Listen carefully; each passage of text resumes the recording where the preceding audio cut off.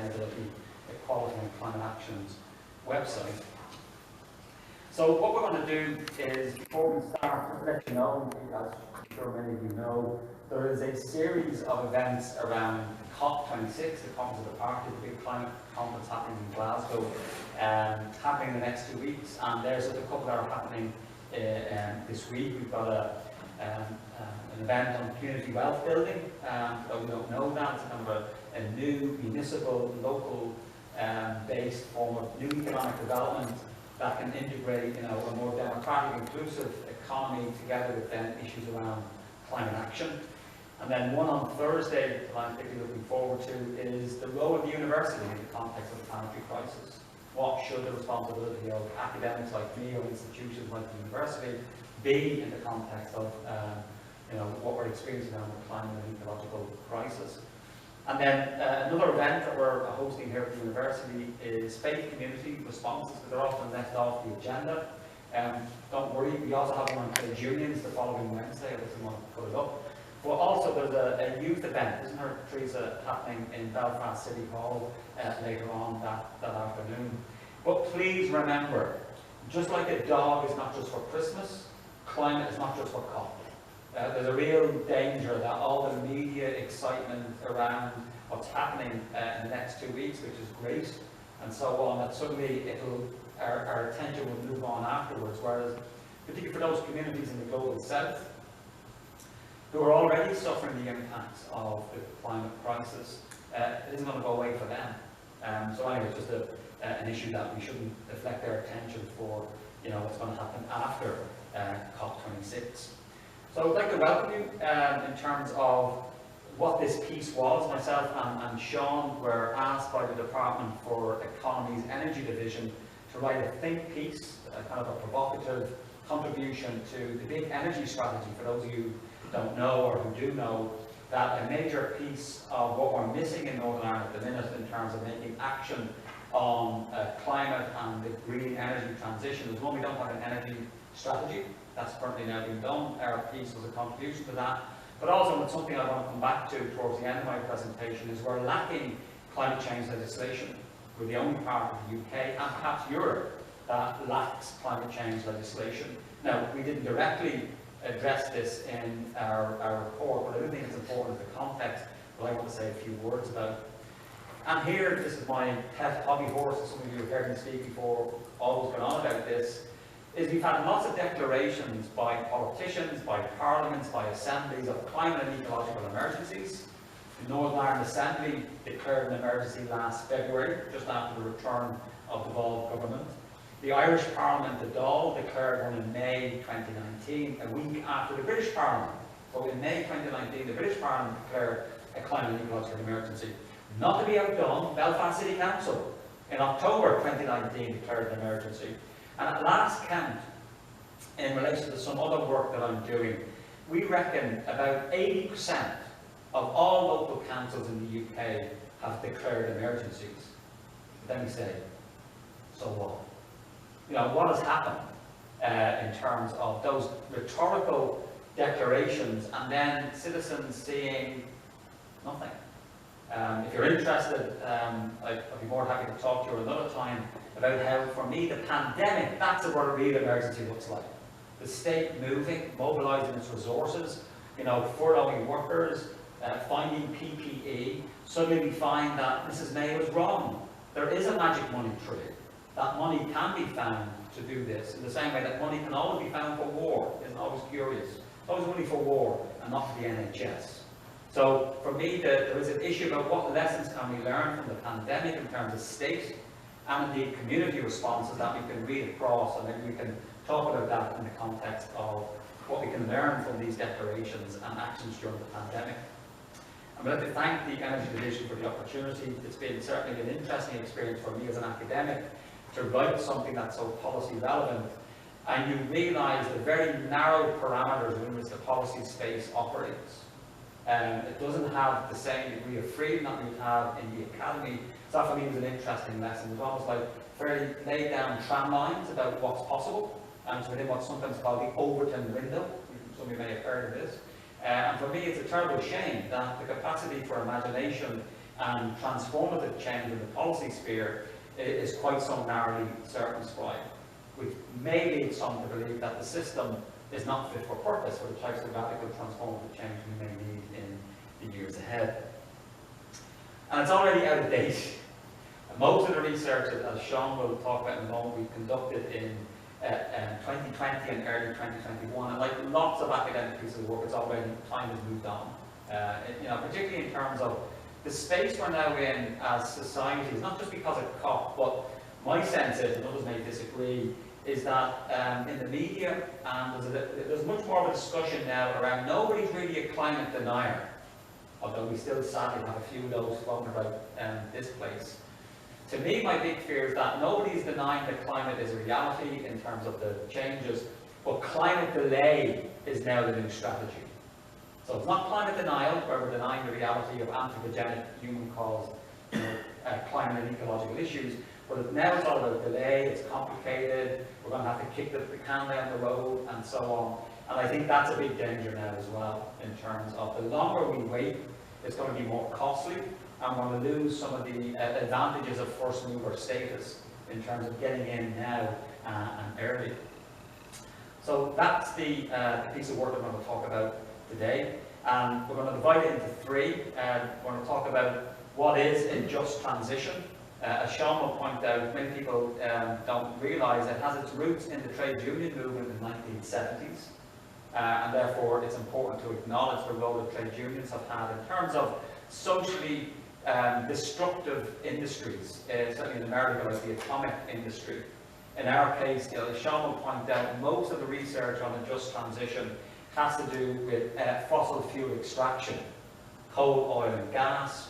As we move away from these environmentally unfriendly and often associated with human rights abuses, particularly in the global south, how do we make sure that those industries, as we retire them, those workers and so on and communities are not going to be disadvantaged? And so a lot of the work in the just transition is around how labour in particular, but also about what those companies might do. I mean, an interesting way of looking at this, sort of setting the context, in the same way that we compensated slave owners, if you didn't know, that was how slavery was abolished in the UK and elsewhere. We compensated the slave owners. Should we compensate fossil fuel companies as part of the deal, as well as making sure workers have packages of retirement and compensation and so on? So we're going to look at that issue of the just transition concept, and really, as Sean will point out, in Northern Ireland we don't have those large-scale fossil fuel extraction issues. The issue is more to do with consumption, the last point. That it's more to do with how we consume, issues of fuel and energy poverty, of which we have fairly high levels and all. That's where the just transition is going to be most significant. But particularly, just before I hand over to Sean, the other question in Northern Ireland is going to be agri-food and land use. We're unique on the island of Ireland, so what I'm going to say now is unique across this island.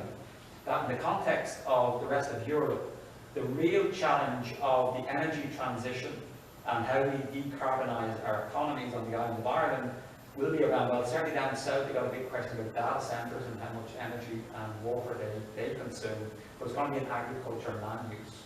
And that's just nature and the structure of the economy across the island of Ireland. So let's hand over to Sean in terms of talking you through some of the aspects of what a just transition is when it's a home and bed with a cup of tea.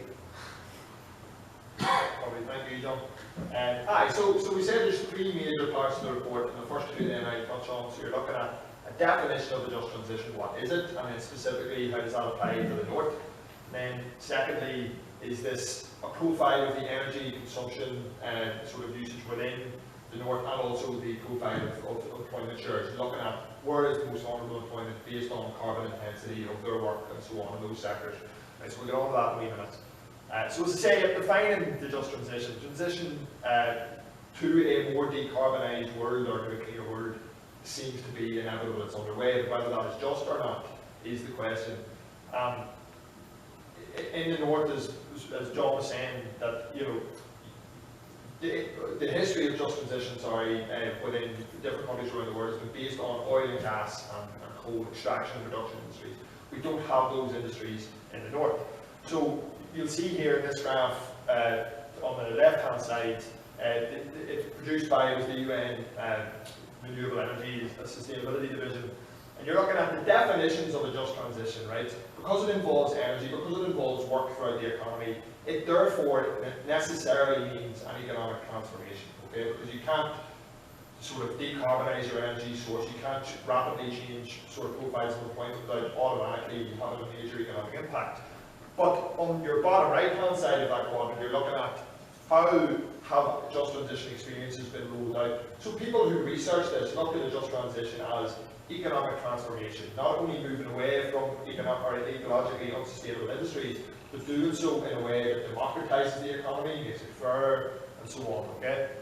Gives people a greater stake. But when they have actually been rolled out, it's these very technocratic sort of approaches, okay? So it's looking at compensation programs and so on. We okay? Sorry. So you're so you're looking at these very technocratic approaches. That incongruence between what the just transition is conceived as by the International Labour Organization or Trade Unions for Energy Democracy, for example, and how it's actually rolled out in different countries, that is a major feature as well.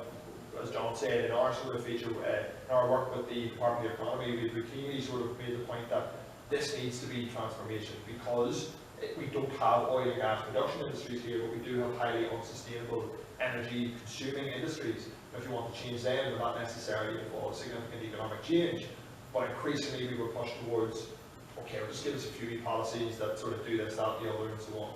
And again, that was the major thing that we tried to get across. This is about transformation. You'll see there as well, energy and economic policy should be more integrated in an explicit sense from a public policy point of view. This is a quote from our report, since they are already inextricably linked from a metabolic and thermodynamic one.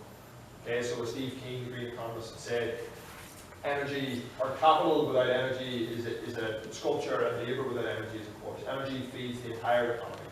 Alright, so that was the sort of approach we've taken. So, the just transition, as we say, experiences worldwide are sectoral transition in structurally important fossil fuel extraction and production industries. Okay, so the main examples that have sort of taken place worldwide are the closure and the decarbonisation of coal regions within Germany, so the Lucia and Ruhr regions, Australia in the Victoria province, where there are massive coal mines and other actual difficulties in closing those coal mines because just transition principles weren't given support. There was no feed-in from the ground up from workers involved, and there was a lot of hostility closing them. Okay, so we'll come back to that as a main principle. Dialogue and getting people on board. Spain is another one, something we identified as one of the more successful just transition experiences. So thousands of workers within the coal mining unions and so on moved out of work with a very, I suppose, popular package of compensation for those who lost their jobs and who were older and wanted early retirement, and retraining for those who had to move on, who were maybe younger and wanted additional skills. And then the peat extraction in the Irish Midlands, and oil and gas industry in Scotland, probably much closer to our example, and we'll touch on those just a wee bit later. So as John says, this isn't about production in the north. We produce electricity from fossil fuels that we burn in coal and gas plants, but we are not. We produce electricity from fossil fuels that we burn in coal and gas plants, but we are not major producers of fossil fuels, and therefore we have to define this as how we consume energy, all right? If you're looking at, as I said, the just transition of our consumption towards more ecologically and socially sustainable approaches, then that obviously will involve significant change. So, defining the just transition, he says, so this is about consumption in the north, not production. And then these are the three, on the political element of it, we'll come on to the sort of political economy and economics later. For the political element of it and the social, these are the three principles by which all just transitions have been more successful than, say, more failed attempts. All right. So long-term planning that involves sectoral and economic transition, so that if you're retraining workers, well, where are they going to work again? Okay. So industrial policy that also follows this long-term planning from the state. Right. Critically, it has to be from government. As I say, there's some state-led and coordinated sectoral and civic engagement that is going to the people who are most affected, workers and communities, by decarbonisation, and asking, what do you want? Okay, what does your community need, and how can we provide that in a way that you fed into and feel a part of? And this meaningful, continuous, and bottom-up social dialogue. Okay, so what I have there, we've included a picture of the Gilets Jaunes protest in France, which emerged after attempts to levy some element of additional prices on fuels and carbon-based fuels and so on. and it erupted into nationwide protest. Now, there were obviously other political and economic issues at play there, but this is exactly what we don't want, that a top-down decarbonisation approach or policy was implemented on communities that had no say and disproportionately affecting the lowest incomes in society. That will set back climate action. So, for example, in the Irish Midlands, Bord Mona, whenever they wanted to close their peat plants, their peat extraction industry, had planned for a 10-year transition out to 2030. Then the Bord Planella, which is the Plan Board in the south, decided that the plants which burn the peat would be closed as a result of a planning decision. So all of us suddenly you have a cliff edge. There's thousands of workers involved in extracting peat in Ireland, and now nowhere to burn it. And this element of, okay, now what do we do? The government was sent into a panic. They put together a wee pot of €11 million and appointed a single Just Transition Commissioner. And he himself said in the report, this is a major issue because what was supposed to be a 10-year plan of helping the community and helping workers has now turned into a 12-month, basically, scramble. All right, that's what you don't want. A more positive element of this is maybe the Scottish Just Transition Commission, which seems to be a popular model. The Scottish Government gave this commission a tight 2-year time frame, very sort of time limited, and got representatives from trade unions, the oil and gas industry, so basically get them on board and obviously get that buy-in from farmers, from students, from different regions of the economy and so on. And they've all, and crucially, climate scientists, so that there isn't any undue influence from oil and gas, and get round and basically plan what is our transition, okay, to get buy-in from across society. Now, it's a small measure, it's a cheap measure for the party government, perhaps, to look like they're doing a lot. Whenever they come out with a load of policy changes that say we have to do X, Y, Z, that's when you'll see, devil in the detail of other people are willing to do it. But those three main principles are the ones that we sort of identified as more significant. So we're moving on to the energy and economic profile. This was a graph produced by Ethan Ecological in another report looking at a just transition here in the north.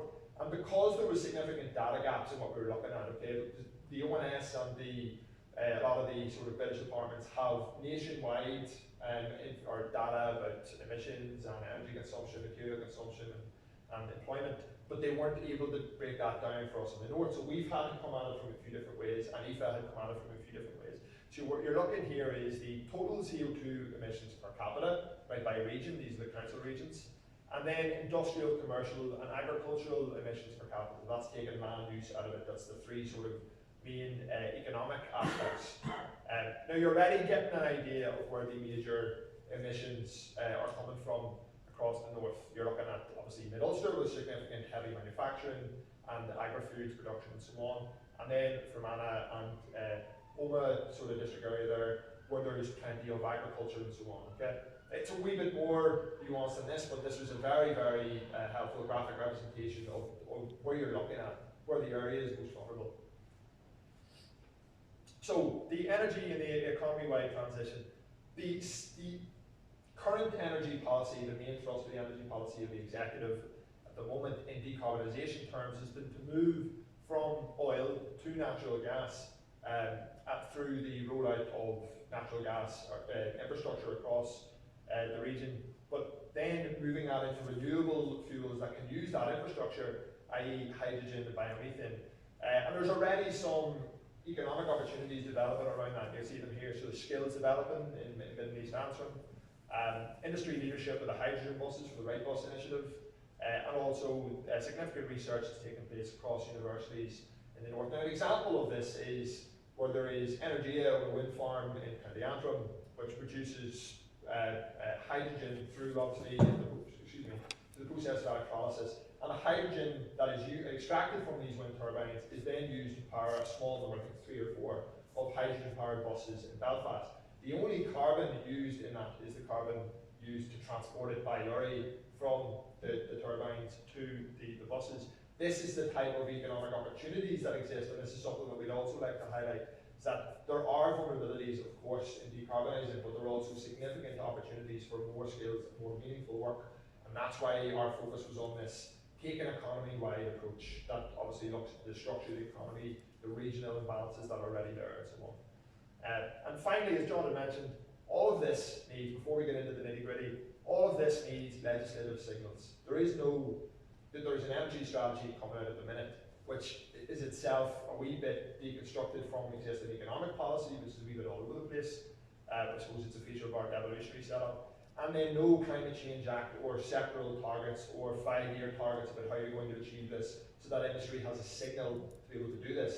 And one of the interviews we conducted with the Confederation of British Industry said that their clients within Britain were well up to speed on this, and even big industry in their own interests had moved towards decarbonisation because they could see the profitable opportunities.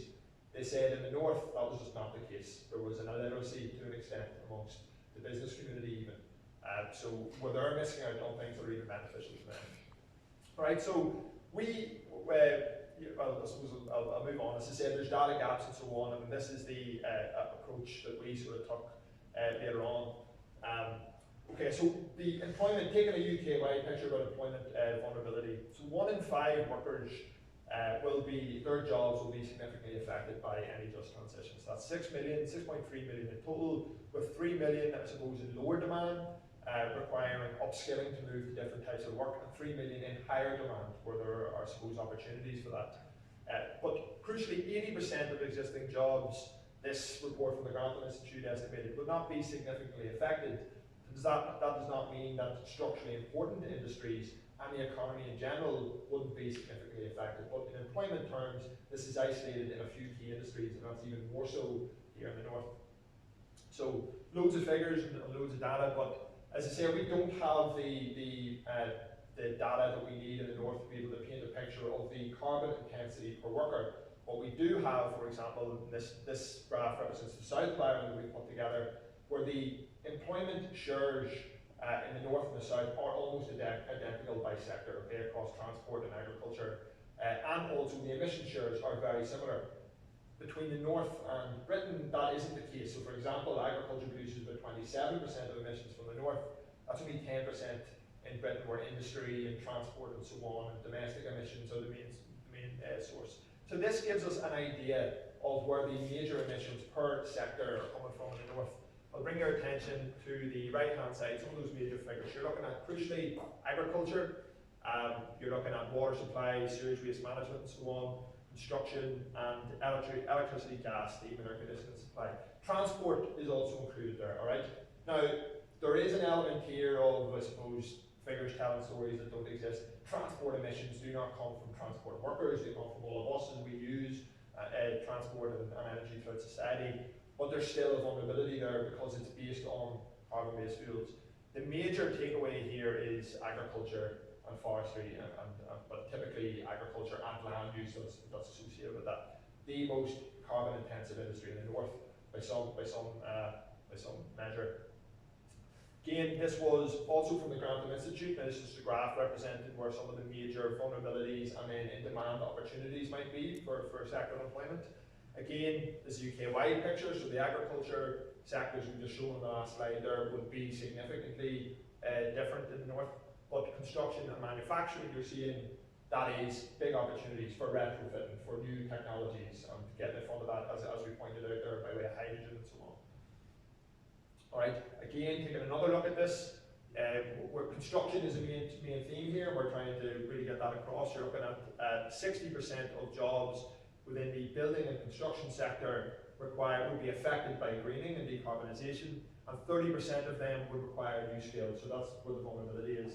You can see for yourself that there's different ones. Again, agriculture probably underrepresented there versus the north in comparison to a UK-wide picture. That's just the employment profile of the north. Now, this was an approach taken by the Nesta Institute, and it's definitional to an extent. But what we've put in here is the employment shares by sector from the North's economy, okay?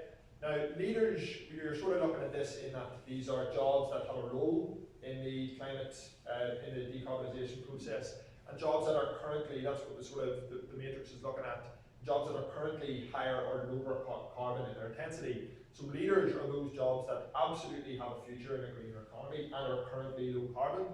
Neutrals that have a future but are currently higher carbon.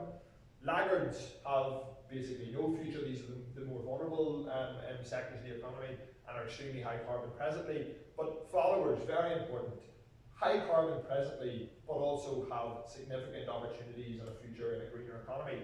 So 19.6% of jobs, now this doesn't include the self-employed in the north, but 19.6% of jobs here requiring, I suppose, a future but just need significant investment for reskilling or retraining. And laggards then, where the, I suppose, major vulnerabilities are less so maybe for accommodation, food services and so on, but it is a high carbon industry, that's also an extremely low paid industry, and this is something that we have pointed out with the workers' rights and so on. This is something that we have pointed out to the department, that if you have a high emitting industry that also has very poor workers' rights, well then there is also a target for a just transition to try and create more meaningful jobs as you move on. Alright, so as I say, the main employment vulnerabilities, I've touched on the energy intensive manufacturing there, mid-Ulster and so on.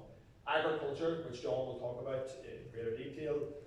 This adjacent fossil fuel industry as well was something that we pointed out. So we interviewed the NI Oil Federation, and they reckon that up to 10,000 workers within the, say, oiler fitting, sector, distribution sector for oil and gas and so on. This would be a major vulnerability, but they had also identified within that sector that the bigger companies know what's coming down the line and know how they can respond to it because they have the capital and so on. These micro companies that have been in business for a long time with 1 and 2 workers are not ready and do not know what's coming and don't have that support from government.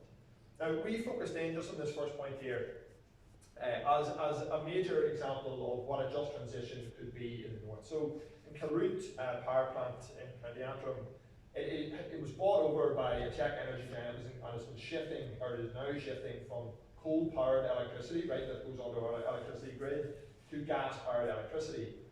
That will result in, this will happen by 2023 at the very, very latest, on the sort of order of the utility regulator, because they don't want coal-powered electricity on the grid. So we know by 2023, 100 workers will be made redundant, at least 100 workers will be made redundant in Kilroot power plant, and possibly up to 100 more of the agency staff, cleaners, porters and so on that are involved around site. We identify this as a major, think back to those slides that I just pointed out about building trust and building civic support and so on. This is a major opportunity for the executive, we mentioned this in our report, to get, I suppose, support from the public that they will intervene where decarbonisation is going to be a big issue. They will intervene, support workers and manage that relationship between the company affected and staff, just as happened with, we use it as an example, the Long Annet power plant in Scotland. It was the last coal power plant in Scotland.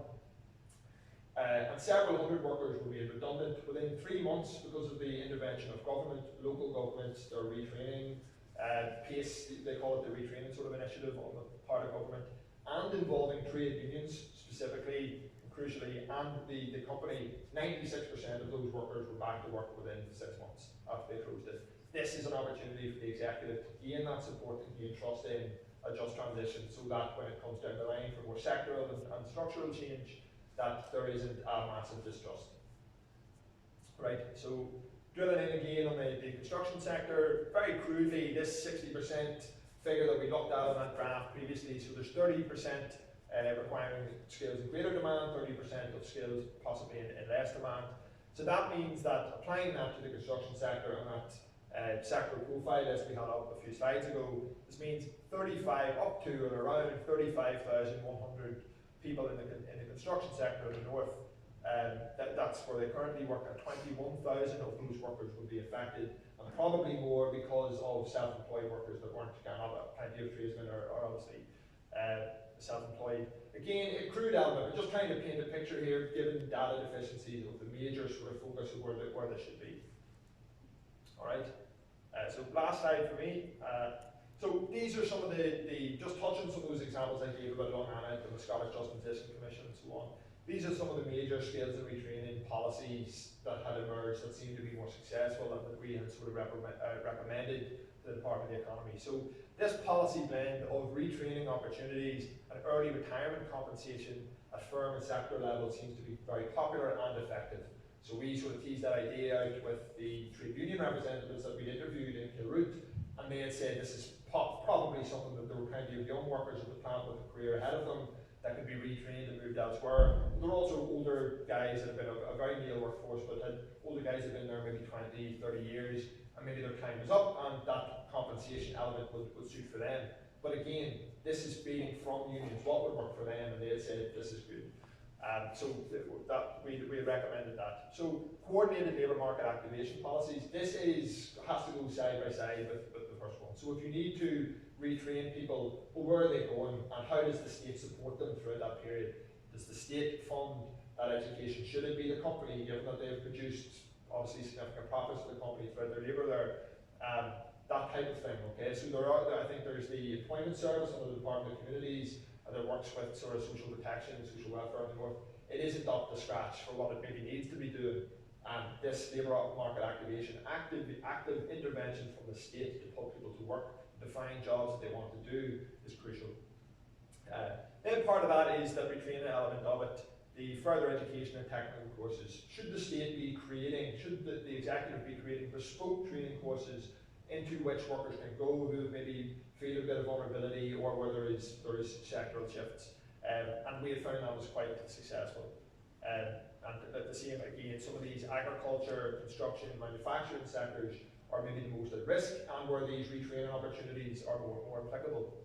Then finally, as I've already mentioned, industrial policy to match the green sectors that these new skills need to be moved into. There is no point in talking a good talk about employment vulnerabilities, how do we help people to move to better work, more meaningful work, better paid work, greener work, and so on, without having an industrial policy that matches that. If the executive is going to chase foreign direct investment in cybersecurity, a lot of which will be based in Belfast, where are the employment opportunities in Fermanagh and Omagh and Mid, Ulster, and so on, that are of decent quality and have the support of the community affected?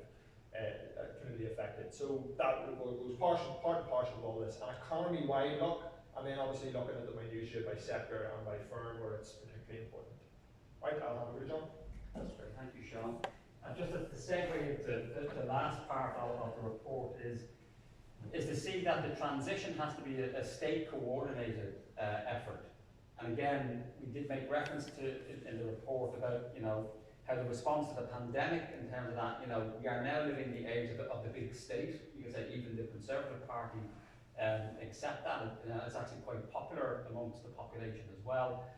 So there is an important role here for this state-led transition in terms of not leaving it completely to the market.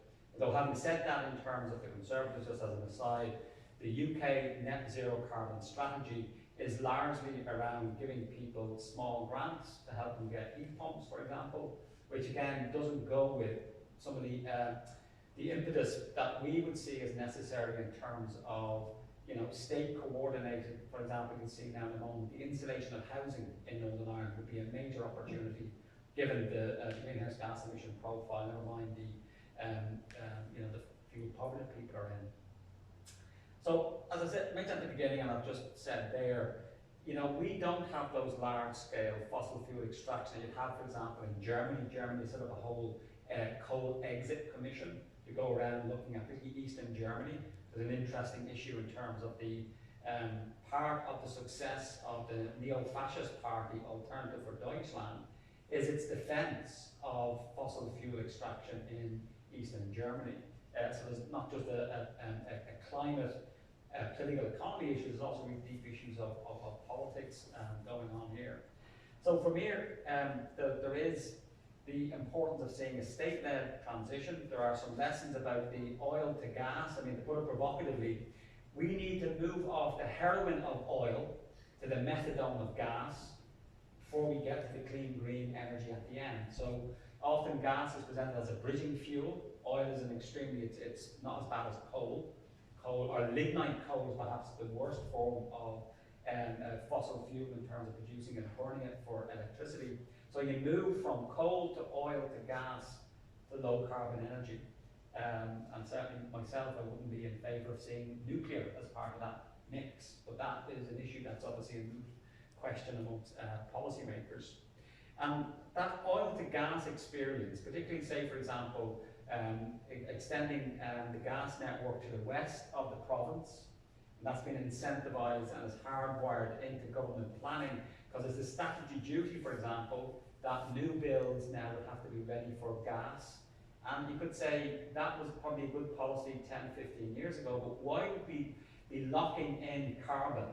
Because while oil is better from a climate point of view because it's less carbon intensive, it is still a fossil fuel and it's still going to cause and contribute to climate breakdown. So there's a policy issue that if we have a statutory duty, as we currently do, to promote gas, this now means that we're locking ourselves into gas, whereas why aren't we making sure that there's maybe a more pluralism in how we heat and power our homes that enables, for example, solar panels, that enables ground source heat pumps to be already included in the deal. And there's also then just another issue, partly in terms of some research that some local journalists have done.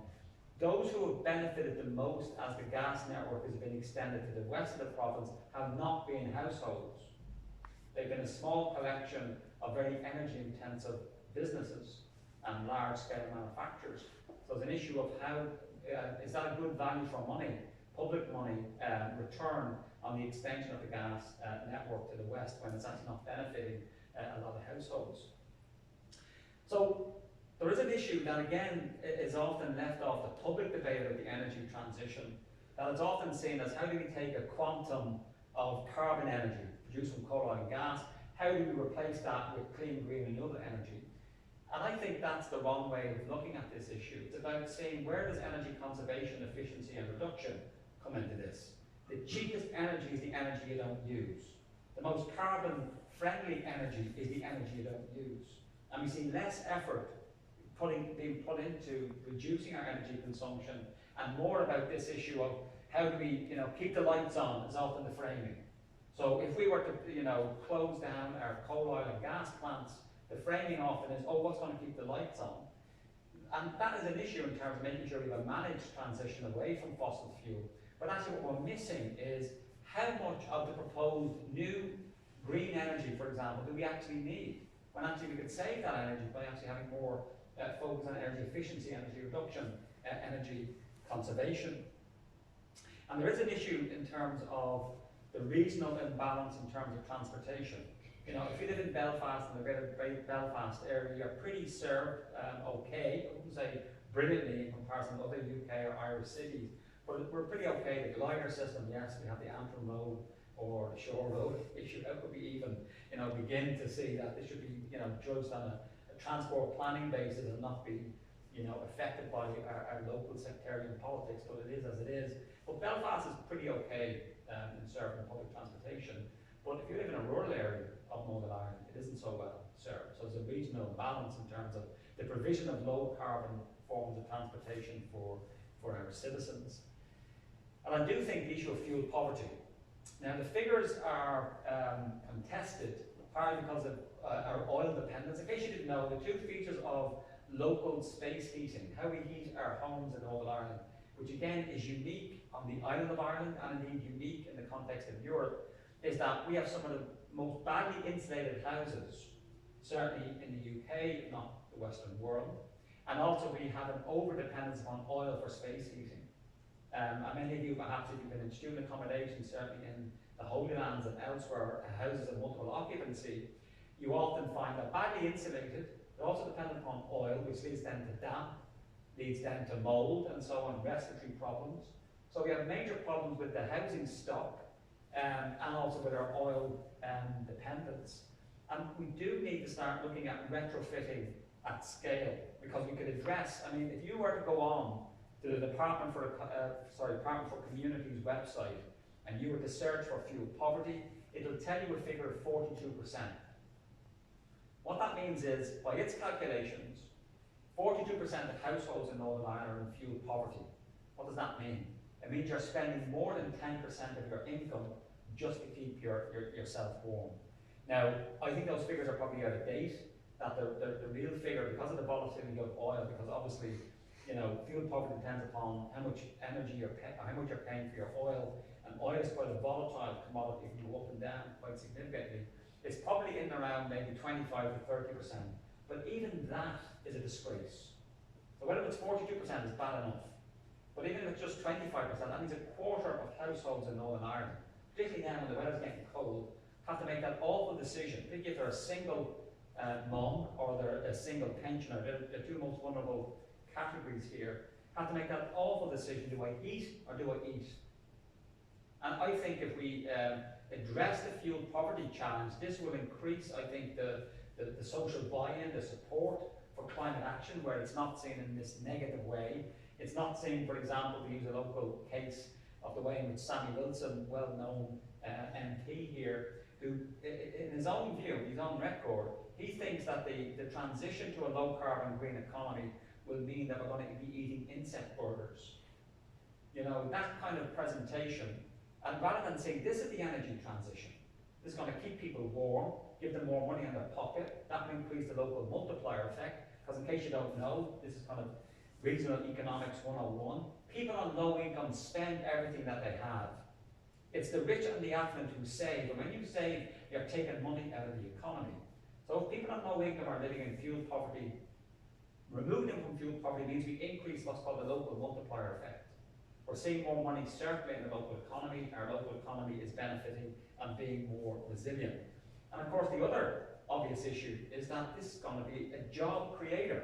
If we embark on an at-scale retrofitting program, this is going to create hundreds and thousands of jobs. Yes, they're time limited, because once you've retrofitted a house, that's it, it's done, hopefully good, there's only a little bit of maintenance.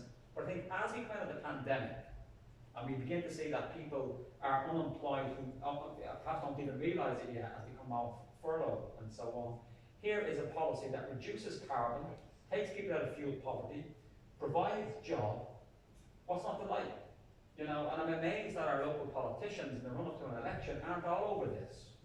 In terms of, it will be a very popular policy, and one that would, you know, show our populations that the green agenda, you know, addressing the climate and ecological challenges and the energy transition is not a negative sacrifice. It actually has multiple benefits in terms of, you know, retrofitting your home.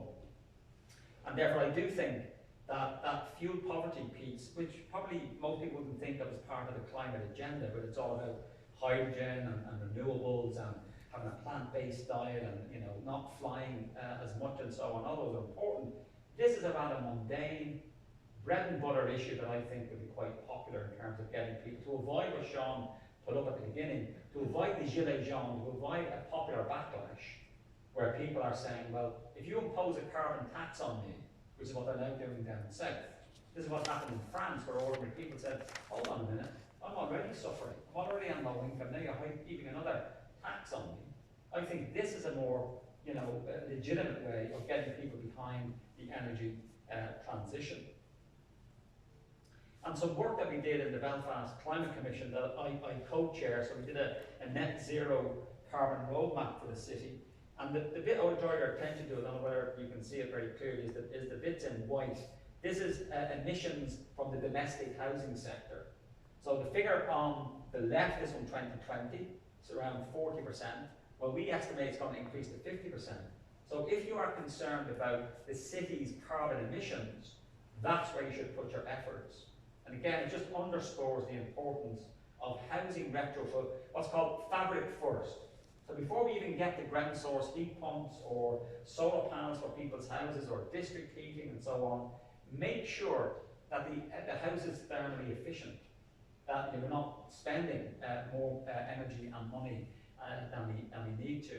And this is just some of the figures we come up with in the Belfast Climate Commission. Down below are where we can get, you know, the most bang for our buck in terms of reducing our carbon emissions is in the housing sector. There is an issue as to begin to wind up, and then we can have a discussion. And we did touch upon it, although we did make it a major part of our report. But, you know, as Sean said, 27% of the greenhouse gases in Northern Ireland come from agriculture and land use.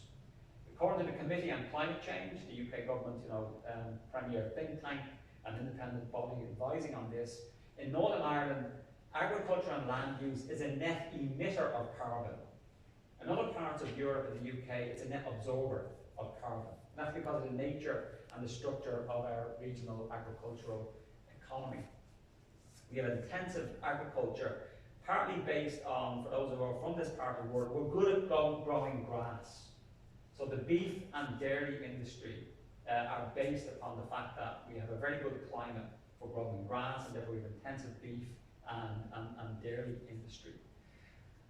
Unfortunately, we have a big, major issue now in terms of those of you who are watching this space. It's like buses. You wait for a bus and then suddenly two come along. So we now have two climate change bills working their way through the Assembly. One more ambitious, one less ambitious. And even the ambitious one, I have my doubts as to how radical and transformative that will actually be. But that's what we have going through the Assembly at the moment. But we have a lack of trust. There's now a big debate that I seem to be constantly involved in. The BBC invite me in all the time, and it's always farmers versus the climate bill, agriculture versus the climate bill, as if they're the only sector that's going to be affected. They will have to change and carry a larger share just because they're the biggest share of greenhouse gas emissions. But there's 70 other %. That's households, that's transport, that's electricity. And it's just an unfortunate, in inverted commas, that we have this debate that's producing now more heat than light, in my view. It's deflecting us from the advantages of moving quite quickly into having climate change legislation with binding targets that cannot be changed by changes in the executive and so on. And I do think we need to see in our farming communities a just transition. We have to certainly listen to their concerns, but there are solutions in terms of farmers as stewards of the land. We should acknowledge and thank them for all they've done during the pandemic in terms of they were key workers, keeping us fed and so on. And I do think that the minister's bill underestimates the capacity of farmers to change if given the right support and incentives. It's been presented like this. Edwin Poots' bill, the less ambitious bill, is a science-based, robust, target-based bill, and that the private members' bill supported by every other party around the DUP is somehow not. That is not, in my view, the correct way of looking at this. Both are science-informed political decisions. And I think what we need to see is that our farmers are stewards of the land. They can be paid to re-wet bogs. They can be paid in terms of subsidising nature-based solutions, growing native trees and so on. There is an appetite there. And we need to move away progressively from this grass-fed, intensive, export-orientated food system, because it's unsustainable. It's using too much carbon energy. I mean, by right from farm to fork, the food produced in Northern Ireland, and indeed across a lot of Europe, should come dripping in oil or diesel. Because every step of the way, it takes a lot of energy to fix nitrogen, which we then use. It takes a lot of energy to have, industrial, herbicides, pesticides, mechanized forms of food production. But then think about it. When the crop is harvested or the animal is butchered, it's then sent off to be processed and refined, all of which, every step of the way, involves carbon energy. Then the food is sent to the supermarkets, again, using carbon-based forms of transportation. We as consumers rock up, usually in our cars, and fill up in plastic bags, and maybe our tote bags when we feel a bit green. We bring home the food in a carbon-based transportation system, and then we cook it using carbon energy. So every step of the way, that's the challenge of our food systems, not just in production, where the debate has sadly, as I said, produced more heat than light. It's every step of the way we need to decarbonise that food system. So farm to fork, the whole system needs to change. It's not going to happen overnight. We simply can't do it overnight. And there is a debate about how quickly. I just think the minister's bill lacks ambition. It underestimates the capacity of farmers to move quicker. And certainly if you use, as I said at the beginning, if it is, and I'm not saying everybody's going to agree with this, we've had the declaration of an emergency by the top governance structure of our society in Northern Ireland. Beyond that, Westminster Parliament has declared it, or if you look in South, it's the Dáil. All of these titular parliamentary organisations on these islands have all declared emergencies. And for me, if we use that wartime mobilisation, I'm not saying everybody's going to agree with it, that's what we're facing. That's what we're facing. And I think the minister's bill underestimates the scale of the challenge, but also the opportunities and the capacity of our farming community and our society to move. I could be absolutely wrong on that. But I do think we should not see this as somehow a science-based bill versus a non-science-based bill, both are politics informed by science. The analogy I would use, and I'll just finish here, there's a few more slides, but I won't use them just in terms of, let's wrap it up. Like a lot of people, I put on a few pounds, well, okay, stone, over lockdown. So I go to the doctor, and the doctor says, listen, John, you want to be drinking and eating too much? He says, yeah.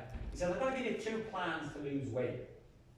So you want the more ambitious plan, it's perfectly possible, and it's quicker and you lose more weight. That's the Clare Bailey private members bill, by the way.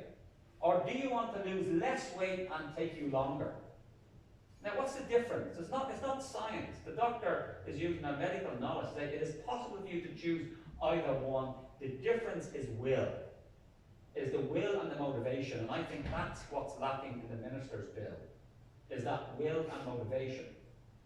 The other analogy I would use is the 2 bills are based around different interpretations of what a just transition is. To go back to our report. The minister's bill is based on the idea that somehow, because Northern Ireland produces a disproportionate amount of food, and it does, we produce enough food to feed probably 10 million people, that in a way means that we can have a less stringent target to meet UK-wide carbon reduction. And I think there's a legitimate issue in terms of how different sectors and regions may actually not have to reach the same targets as quickly, but that's a political decision, not a science-based decision. Yorkshire and the Humber in England produce a disproportionate amount of manufactured goods in Britain. Therefore, it produces a disproportionate amount of carbon emissions. And yet, we don't see the Yorkshire and the Humber being given a bye-ball and a less stringent target. And that's a political decision. So again, I'm just over-egging the pudding here, because it does concern me as an academic, the way in which we see the public debate as a science-based bill versus somehow a non-science-based bill. They are science-based political judgments, and that's where we're at. And my real fear, to go back to what I said earlier, where climate delay is the new climate denial, we may end up in Northern Ireland that as we go into an election next May, although Jeffrey Donaldson may get his Christmas present and have an election beforehand, that we could end up with no climate bill. Call me a cynic, and I would say if the minister's aim was to kick this can down the road and not have a climate change bill in this mandate, he's doing a bang-up job in terms of delaying the just transition, which I think is an absolutely essential part of what we need to do. So I'm just going to, that's all, everything I said there in those slides of what I just said, so I'm going to quickly go through them. And I do think then that we also need to question this. This is something we did put in the report. I don't know whether we were as welcome as a farming spacesuit, we're saying, amongst policymakers. But in the same way that we need to move beyond carbon, we need to have a conversation in a society and a policy that would move beyond growth. In the same way, we should thank carbon for all it's achieved. This is not an anti-carbon argument. In the same way, it's not anti-growth. Growth has produced a lot of great stuff in our society. The infrastructure, the medical technology, goodness me, the building we're in, all based using carbon, human labour, and based on a growth-based economy. Nothing in nature grows forever. The definition of cancer is growth for growth's sake. It's where cells grow too big for the organism and becomes unhealthy. So we make the proposition, gentle to our policymakers in this report, that we need to start considering moving beyond this idea that growth has to be in everything. Now, clearly the Minister didn't listen to us because last week he launched a green growth strategy. But our argument is that there is no empirical evidence that we can decouple a growing economy using more resources, producing more pollution. We have some limited evidence that you can have relative decoupling. So we have some evidence that you can relatively decouple the economy in terms of a few particular sectors, improving air quality in urban areas through technology. We know we can do that. But the issue here is scale. We cannot continually grow the economy at the scale we've been doing and use technology to decouple. We need to move from growth to well-being. We need to move from growth as solving all our problems to redistribute the wealth and resources in our society more equally. Now, this is quite a radical proposition, but the science is quite clear. We cannot technologically decouple growth from climate and ecological catastrophe. That's this report I mentioned here, Decoupling Debunked, from the European Environment Bureau. But that's a challenging issue because growth is seen as normal, natural, it's a sign of a healthy economy, and certainly, as I say, it's within the worldview and the mindset, the Overton window of our policymakers, ergo the green growth strategy that was launched last week, and I think that's regrettable. Now, I think green growth is better than non-green growth, but even growth, why do we have to have growth? What is it for? You know, the issue is that growth often is very badly distributed within our society. Technically speaking, a growing economy could mean that all the growth accrues to 1% of our society. That's all. You know, in terms of growth, it's indifferent to the distribution of that particular, you know, resources that we've created. So I'm going to leave it there in terms of just giving more time, and thank you for listening. I'm more than happy to take any questions or comments. So thanks for listening.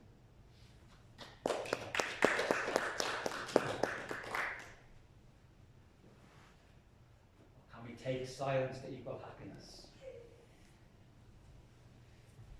Yeah, Colin. Yeah, I think you probably alluded to it throughout, but interesting because today on the news, actually from COP in Glasgow, I heard the First Minister boasting about the extension of our gas infrastructure as you know, the executive's approach to taking steps on climate and so on. But can you speak a bit to how this has been received by the department? The truth is we don't know, in that, you know, like a lot of these, and some of you may have experience of doing this for different government departments, that you produce it, there's usually a bit of toing and froing about negotiating, well, you know, maybe we could talk about this more than this, and that's fair enough, they're commissioning the piece of research. We have had, remind me, Sean, one presentation we've given to the department, given the skills. Because, you know, I can understand their point of view. A lot of this other stuff about growth and carbon, in that sense, will not be probably of policy direct use. And what they want is more the stuff on the figures, the facts, and the vulnerabilities in terms of employment. But for me, I think we need to do both. Because often it's a bit like, you know, Oscar Wilde, we're all in the gutter, someone's looking up at the stars, but sometimes you've got to have a vision, as well as dealing with the day-to-day stuff. But I have no idea. We will see when the energy strategy is released, maybe before Christmas. We'll talk about the just transition. But of course, it's up to the department officials and the ministers as to whether or not anything in our report gets reflected in that. And I won't feel, you know, particularly bad. I'd be sad in a way that at least something we said in this hasn't landed. But ultimately, it's a bit like, you know, when you fill in consultation documents, which when I was a politician, I used to advise community groups not to bother with. Why would you waste your time filling in these documents in terms of consultations on this piece of legislation, when all it means is that, you know, very rarely, I could be wrong, and there's some instances where consultations actually change the policy completely, that actually the policy already decided, all it means is that you end up in the list of, you know, consultees at the back. So this could end up like that, or it could actually be a framing issue about, well, you know, that Northern Ireland, in terms of its energy vision and climate, you know, transition, is about doing something bold and different, because we're very lucky that we have abundant sources of renewable energy.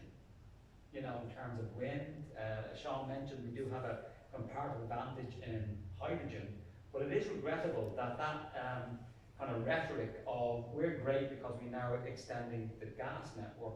I bet you he didn't say that the vast majority of the beneficiaries of that gas extension are not households, but they're large industrial and agricultural users. And that's not, you know, to disparage the minister. Of course, they want to, you know, highlight the positives. For me, what's more worrying is still this addiction to growth. Is still this kind of, you know, almost obsession that everything has to be about growth. When actually you say, if you think about what is growth for? Nobody ever asked. But growth of what, for whom? And actually, just as a more technical issue, and I'm a post-growth economist, a heterodox economist who long ago said goodbye to GDP growth as the main objective of an economy. even in an economy that's not growing because of ecological constraints, that does not mean every part of the economy is declining. You can have parts of it declining, so fossil fuel, maybe intensive agriculture, they have to decline, but other areas, renewable energy is growing. The production of kidney dialysis machines are increasing. Maybe not so nuclear weapons. You know, so the issue here is that even once an economy at the macro level is within the planetary boundaries of sustainability, within that envelope, different bits of the economy can be growing and declining. We don't get that nuance in our policy thinking. It's all about growth of everything. Whereas I think we need to start getting smarter and more concerned about the quality of growth, and essentially to start disaggregating growth. Which bits of our economy do we want to grow, and which bits do we want to see decline? And we already know we have to decline the carbon-intensive sectors in a just manner. But I do think that, you know, we're still in that early phase of an awareness amongst our policymakers and our communities and citizens. I mean, I've been amazed at a few times been on the BBC in the last couple of days, the appetite and people kind of really waking up to this issue. But then, what does this mean? You know, where are we going to go with it? So I do think, despite the comments I made about the 2 climate change bills and so on, more heat than light, at least the debate has now begun. My concern is that we really have a short window, never mind the Overton window of what's politically possible. We have a short time to keep global average temperatures below 1.5. This decade is the crucial decade. And just to give you the scale of the challenge and opportunity, on average, for Northern Ireland and indeed most countries around the world, we're going to have to reduce greenhouse gases by between 7 and 10% a year for the next decade. We have to get to half the reduction by 2030, according to the IPCC. That's the Intergovernmental Panel on Climate Change. But think of this, the pandemic only temporarily reduced greenhouse gas emissions, and now it's going back up. So if a pandemic cannot achieve the types of reductions, what will? And I think what we need is that bold, positive strategy by our politicians saying, listen, things are really bad. And I've no doubt, even though I wouldn't be a fan of the Tory party, my sense is that Johnson gets it, that we're in a really, really bad place. But where is the vision? And it can't be one where it's up to individuals to make the transition. I'm a well-paid university professor. I've got an electric car. I have solar panels on my house, or a wee Brompton bike and so on. That was £1,000. The electric car was £30,000. £20,000 for the solar panels. Who is able to afford it? That's the vision of the transition.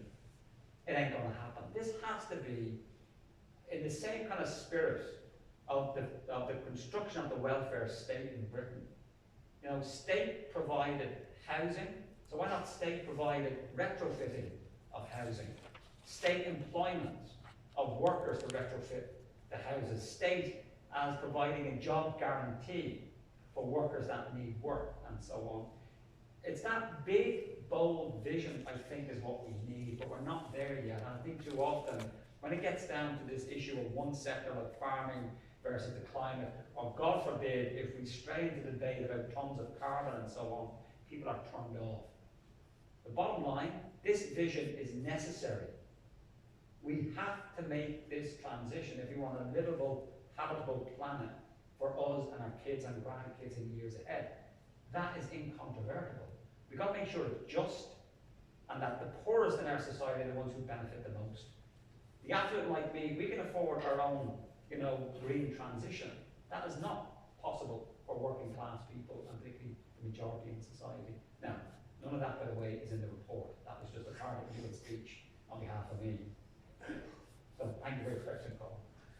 Just to touch on that point, because I think John's right about there is a political moment now in the north, because all of a sudden you have, after a decade of inaction from any MLA, could have at any stage introduced a PMB if they wanted to, never mind a minister, when we even had a department for the environment, right? And now it's obviously been subsumed with agriculture and all the deficiencies that go with that. But to your point, Edmund Poots, who less than a year ago was saying there is no emergency and doesn't believe in it, is now on the View and all these current affairs programs debating with the leader of the Green Party that he is more green and using the language of the just transition. So there's a a fear here that these concepts and the radical framing we're trying to put them in, trying to obviously progress that to the department, will be co-opted and misconstrued and so on. And his bill, which is the least minimum that could possibly have done, it's 82% reduction in greenhouse gases by 2050, but no sectoral demands by that. So you could say net zero for the rest of the economy, but agriculture does 40% or something like that. And that's a just transition for him because nothing changes except a wee bit of decarbonisation within one sector and so on. That's the fear here as well, that you have this political movement, COP and so on, is all coinciding. But the idea of a just transition could be co-opted by, well, we know the party of progression in the state, in the DUP, and listen, they're not the only ones. Getting all parties to understand what this means and to really, really embrace it for the next decade will be very important. But just another point of response there, because the idea is out there, the language is out there, the minister knows now to use the language, but is it really just, and is it really a transition? Yeah, it seems to me at the moment that, to pick up on your point earlier, about we can change things, COVID is an example. COVID is a kind of reaction to a crisis.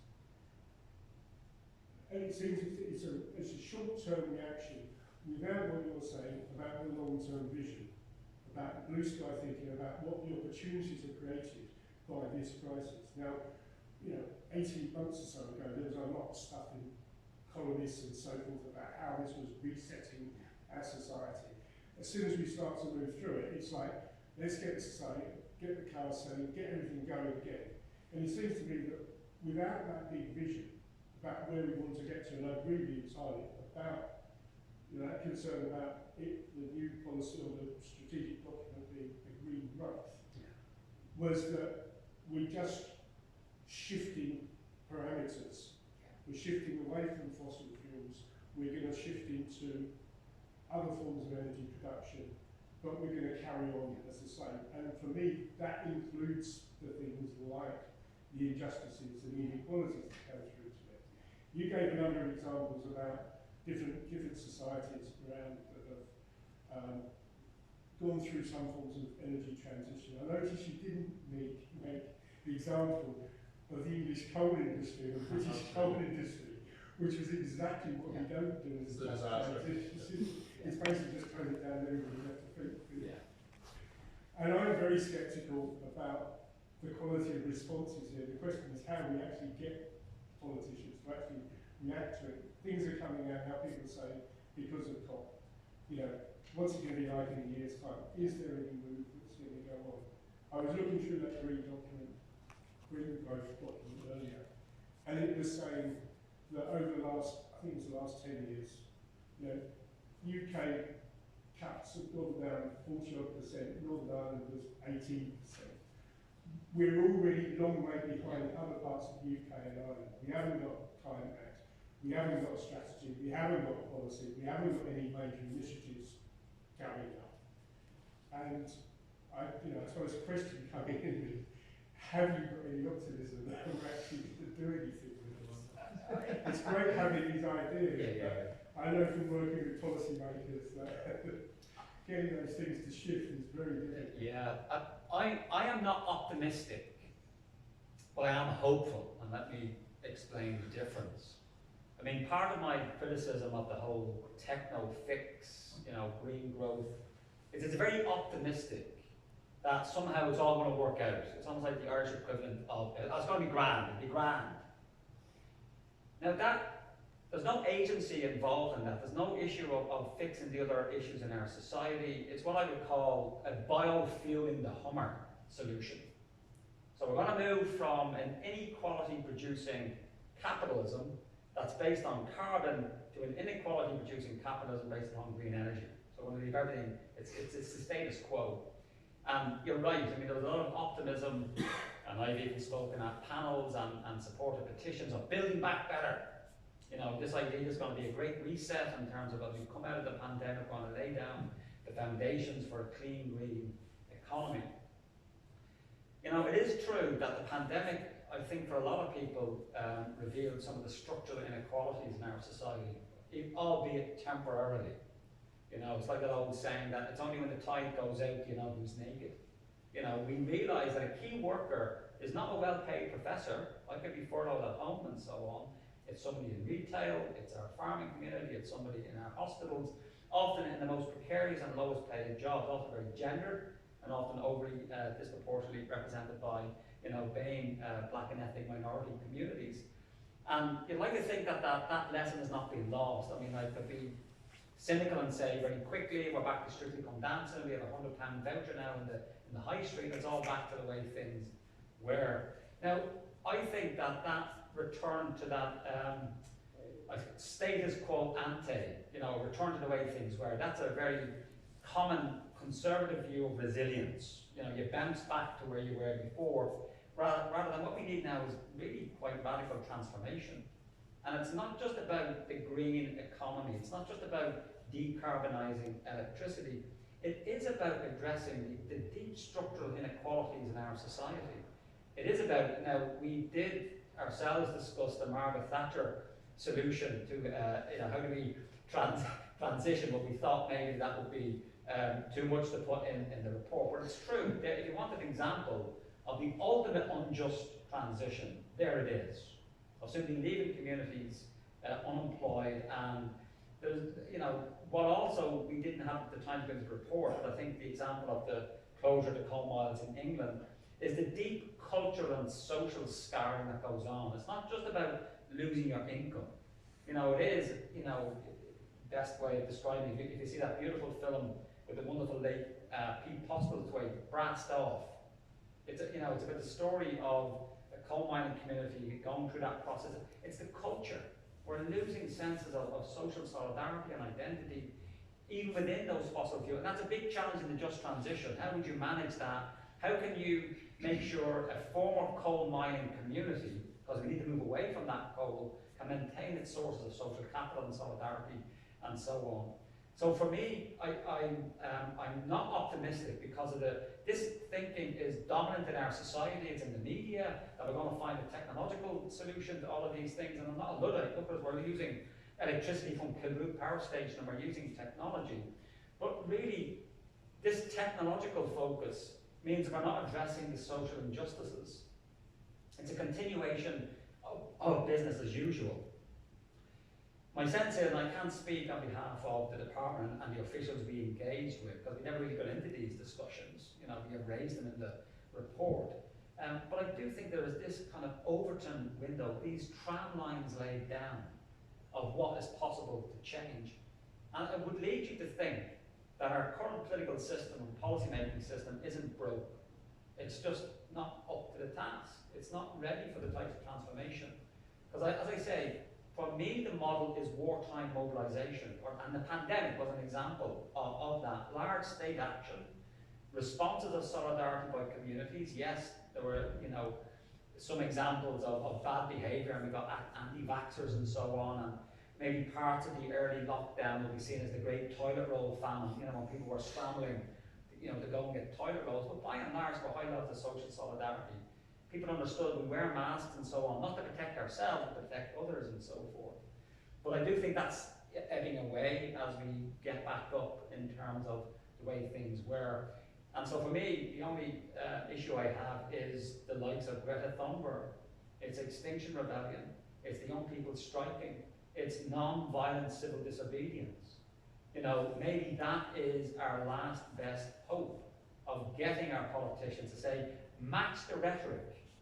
You know, because I can't see any major changes happening within the normal liberal democratic system within a capitalist society.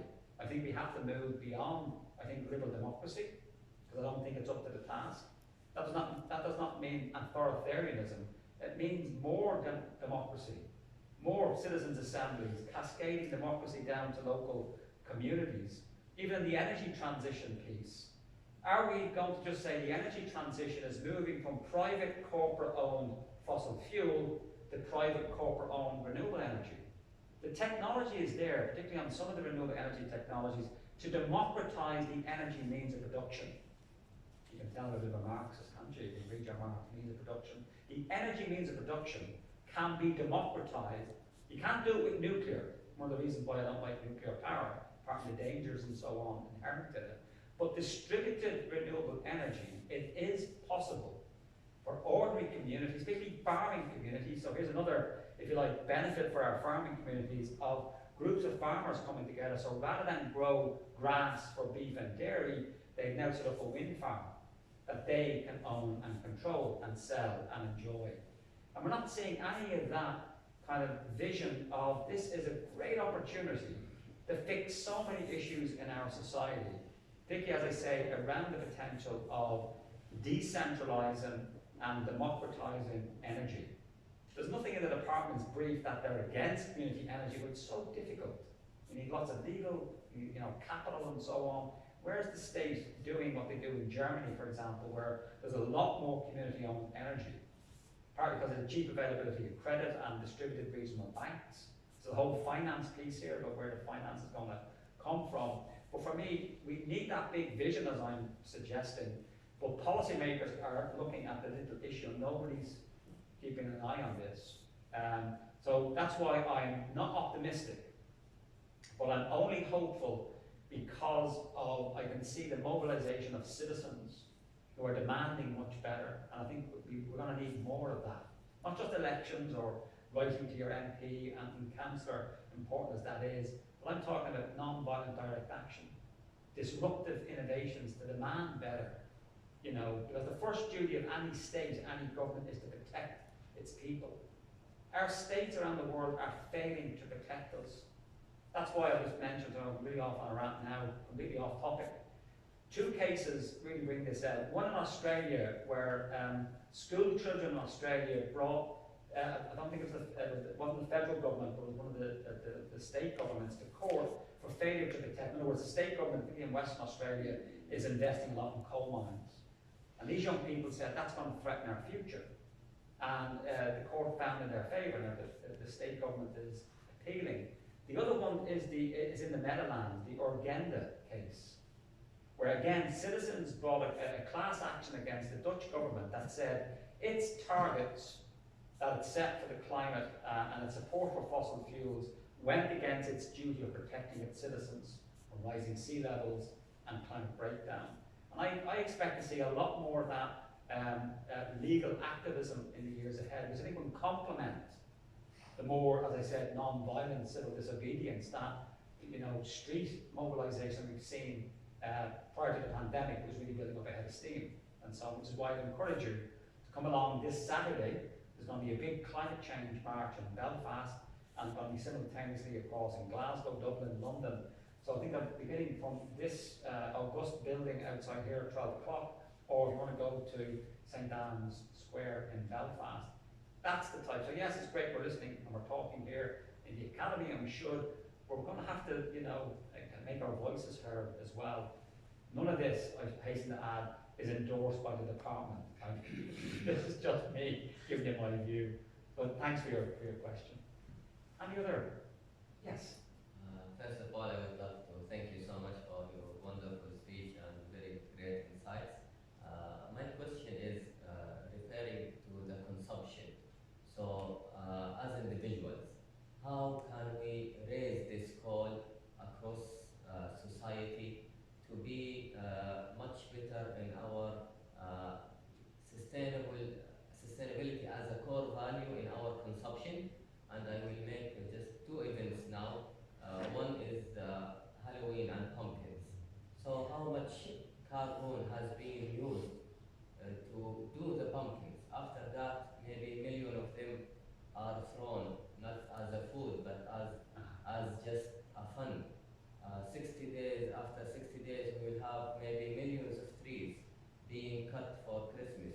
And after that, it is in trash. So how to raise the call for, as individuals, well, I'm not a politician and I cannot, make this big change, but as a simple individual, how we can raise a society that have sustainability as a core value in their behavior, in every action. Thank you so much. Oh, that's an excellent question. I should say individual action alone, while necessary, is insufficient. So we shouldn't, internalise the responsibility, which really is about governments having to move, or corporations, and so on. I mean, the two issues you raised there are interesting in that both of them, you can compost trees. So even if you cut down trees, they can be used again to make, compost, which you can use. The difference, of course, if you're using, artificial trees that then get trashed, they go to landfill, which is awful. You could say also the pumpkins, again, speaking personally, we cut pumpkins, but we make soup and cakes with them. And at least the pumpkin, when it's finished, you can compost it. But I think that the general point you're making, particularly around Christmas, or what is now an orgy of consumerism, it's lost its real meaning in many respects. And I'm not being nostalgic about how things were years ago, but there is something around how do we present mindful and green consumption. So we're not denying people pleasure. I mean, part of the problem with being an environmentalist as I am, you're like seen as the person like a teetotaler at the party. A teetotaler is a person who doesn't drink alcohol. So you're like the person, we're not being And the green agenda has been presented as this kind of sacrificial negative, denying people flying, denying people eating red meat, denying them pleasures and so on. And so the issue is that how can we, to use this phrase, decouple pleasure, decouple these important social events like Halloween or Christmas, or if you're a member of a faith community, and I think the faith communities have a big role to play, you ask yourself, well, what would Muhammad, blessed be his name, or Jesus drive? How can you be a consistent member of a faith community if your lifestyle is such that you are not honouring the values, and so forth? And again, that's just one element. Again, all this is not the report at all, just my own views about, the ways in which we need to start not denying people pleasure and having their needs met. Like, move away from Halloween and Christmas. We will need in our modern societies mobility. We need a transportation system. But does it have to be an internal combustion engine private car transportation system as opposed to a tram public transport? So the issue is to identify the need. We have a need for transportation. It enhances human society in terms of travel, we need it and so on. But to say, what's the best way of providing it? I mean, my own simple way of describing what I see as a future in terms of how we meet our needs. I talked about the democratization of the energy means of consumption. I also think we need to socialize consumption. So what I mean by that is having more libraries, more sharing of resources. What I call, in the 3 L's, we need more libraries, laundromats, and light rail. In other words, to move away from the privatized consumption experience that we have in high consumer capitalist society. So rather than going onto Amazon and buying a book or so on, you go to the library. I mean, the library to me is the most radical social organisation that has persevered, yet it's not been immune to the impacts of neoliberalism and a very pro-market ideology. But it's that kind of sharing that actually what we need is not the thing itself, but the use of the thing. Now, there may be people who really, and some academics I know, love books and collect them. What you want is to read the book, get the knowledge from it, take some notes, and then give it to somebody else. So what we need to do is to separate use and enjoyment from ownership. And I think that's where the sharing economy comes in, which I would include with public transportation as well. Or the laundromat idea is partly to do with the fact that if you go into your average household, we have a series of goods, washing machines, dryers, power drills, ladders, and you kind of think, does every household need these? I think in terms of a tool library, and there's an example we have here locally, and if you're interested, I have them coming in on Thursday at 11 o'clock, and people can drop me an email. We have a Belfast tool library. So it's based in East Belfast, and for a modest amount, a yearly fee, you can go and rent a ladder, rent a power drill, rent a saw. Because if you think about it, for those of you who are in households and not simply in rental accommodation, how often do you use these things? And yet our houses are full of them.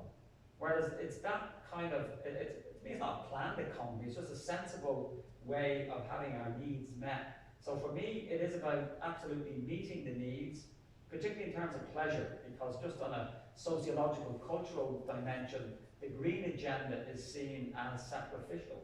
It's seen as negative. It's what we're denying ourselves. Whereas I would flip the tables and say, what are we currently losing in our current systems? You know, our air in our cities is worse now than it was a year ago, because we're now all back driving. So there's an advantage of a low carbon transition. We would have less people, you know, getting sick and respiratory problems and so on. And that's the trick. How do we ensure that there's a maximum of co-benefits as we make the transition? We have time for one more question. I see the porters are, like my dad years ago, winding up the clocks and come on, time to go. Yeah. One more for someone else. Very quick. Yes, Adam. Oh. Picking up on something you said right at the beginning of your talk, Tom, in relation to local authorities declaring state of emergency or emergencies. You said that you could talk about, has anything happened with those, or is it just the headline? Has anything happened? Because we talked about before about department's responsibility, we then talked about individual responsibility or grassroots actions.